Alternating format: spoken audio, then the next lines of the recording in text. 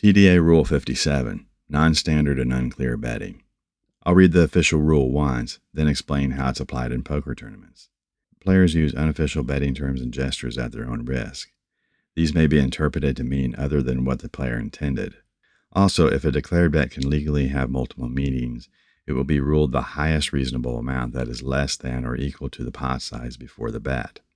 For example, in No Limit Hold'em with blinds of 2 and 400, if the pot totals less than 5,000 and a player declares, "I bet 5," with no other clarifying information, the bet is 500. If the pot totals 5,000 or more, the bet is 5,000. The pot is the total of all prior bets, including any bets in front of a player not yet pulled in. This rule clarifies that unclear language or gestures are interpreted by objective standards rather than player intent. It protects the integrity of betting by assigning the most reasonable legal meaning to confusing declarations. In practice, players should use clear numeric amounts or standard terms to avoid unintended interpretations. When confusion occurs, tournament staff determine the largest reasonable legal bet that best fits within the current pot size and betting structure. A common misunderstanding is that a player's intended meaning controls an unclear statement.